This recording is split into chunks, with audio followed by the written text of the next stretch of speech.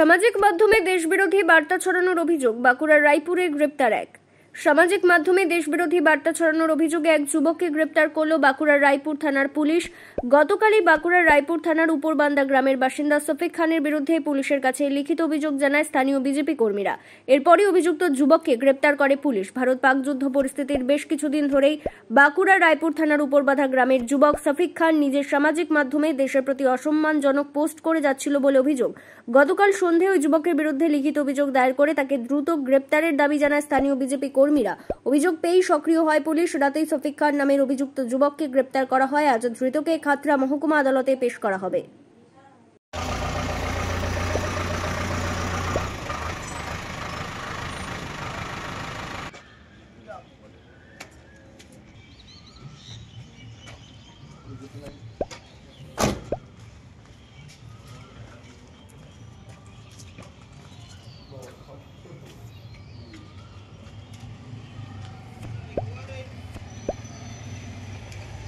গতকালকে সন্ধ্যাবেলায় সফিক খান বলে একজন মুসলিম যুবক, তিনি ভারত বিদ্বেষী, আর সোশ্যাল মিডিয়ার মাধ্যমে ফেসবুকের মাধ্যমে তিনি বিভিন্ন রকম উক্তি করেছেন।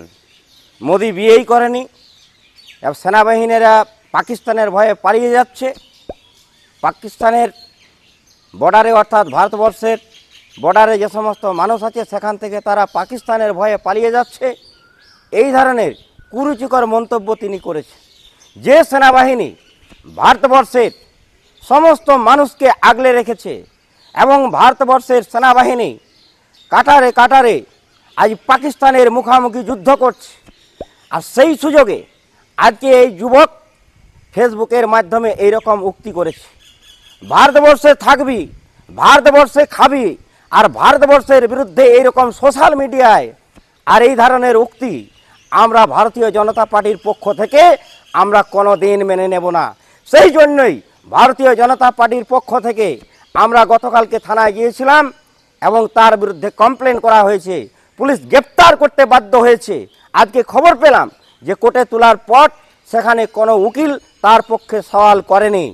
আমরা চাই এবং আমরা নজর রাখছি এই রকম সোশ্যাল মিডিয়ায় এই ধরনের উক্তি যদি কেউ করে থাকে আমরা তার বিরুদ্ধে যেখানে যেতে হয় এবং যত আন্দোলন করতে হয় আমরা তার জন্য প্রস্তুত আছি। ভারতীয় জনতা পার্টি তার জন্য প্রস্তুত আছে। আপনার নাম? দীপক কুমার দাস, বাঁকুড়া জেলা সম্পাদক। সবিস্তার জানিনি, আর কিছু ভিডিও ফুটেজগুলো দেখলাম যে কেস কানেকশন নিয়ে আছে। আজ তো কোনো উকিল হয়ে দাঁড়ায়নি, আর ছুটি এমনি ছুটির দিন, উকিলের সংখ্যা কম ছিল, কিন্তু কোনো উকিল ইন্টারেস্ট নেয়নি, খাতা করে কোনো উকিল ইন্টারেস্ট নেয়নি। আপনার নাম? আমার নাম অসীম গোপ, আমি খাতা কোর্টে আইনজীবী।